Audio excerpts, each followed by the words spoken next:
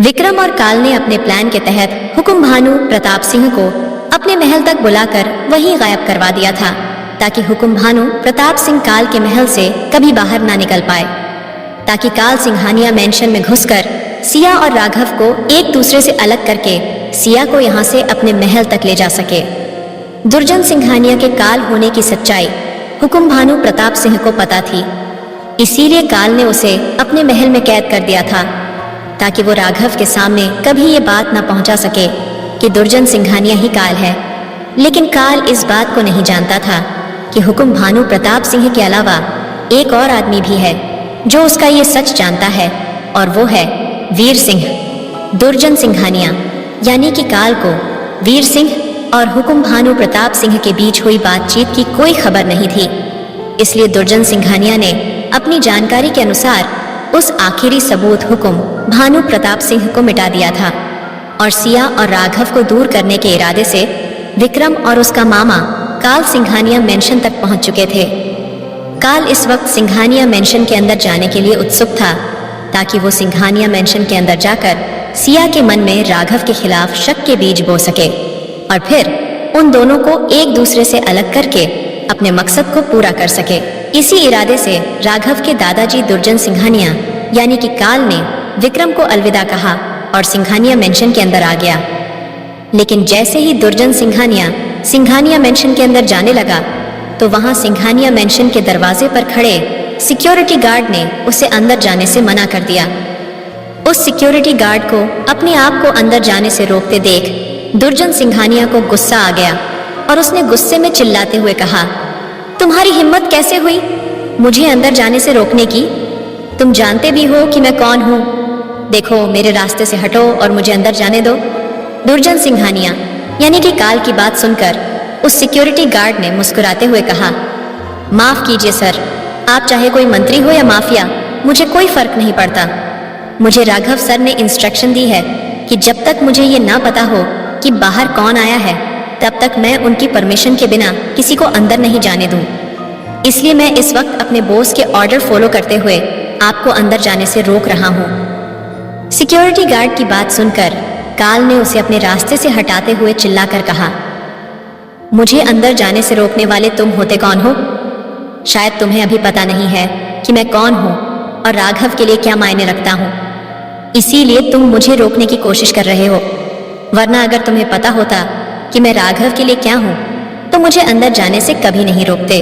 काल की बात सुनकर उस सिक्योरिटी गार्ड ने शांत स्वर में कहा, देखिए सर, मुझे नहीं पता कि आपका राघव सर से क्या रिलेशन है, और अगर आप मुझे बता भी देंगे कि आप राघव करके क्या लगते हैं, तो भी मैं आपको राघव सर की मर्जी के बिना अंदर नहीं जाने दूंगा।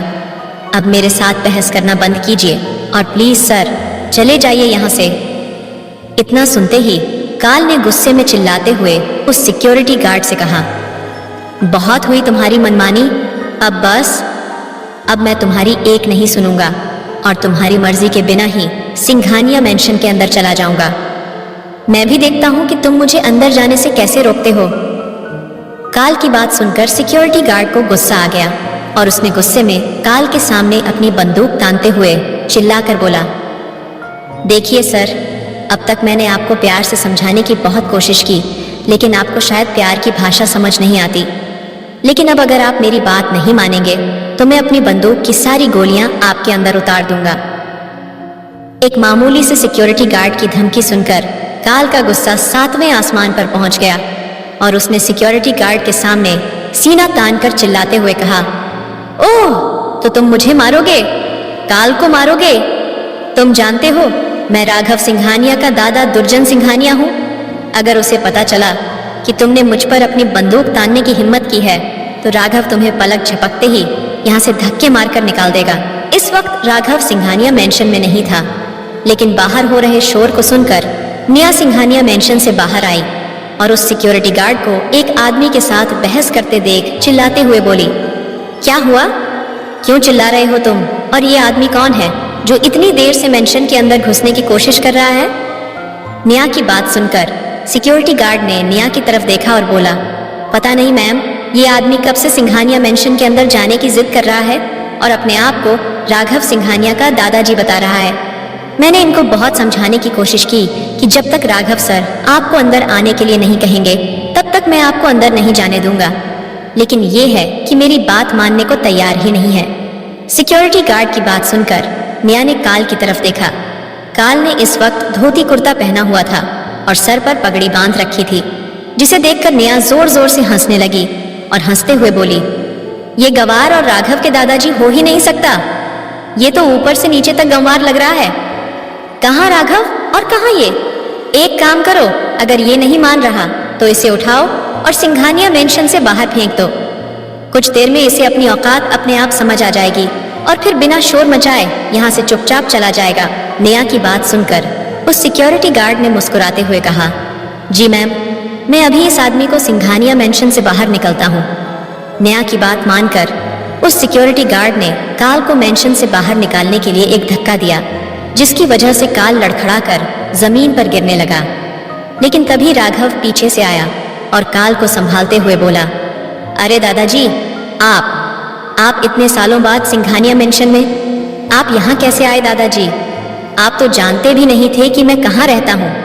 भले ही काल सिया का सबसे बड़ा दुश्मन था, लेकिन इतने सालों बाद अपने पोते को अपनी आंखों के सामने देखकर काल के अंदर दबी हुई भावनाएं जाग गईं और उसने राघव के सिर पर हाथ फेरते हुए बोला, राघव मेरा बच्चा, मेरा खून, तू इतना बड़ा हो गया कि अपने दादा से लंबा दिख रहा है, और ये क्या, इतना बड़ा होने के बाद भी तेरे सिर पर पगड़ी क्यों नहीं है?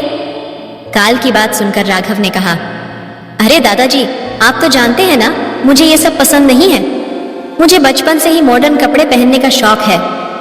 मानता हूँ मुझे ये सब पसंद नहीं है, लेकिन मैं इस पगड़ी की आज भी उतनी ही इज्जत करता हूँ जितनी बचपन में करता था।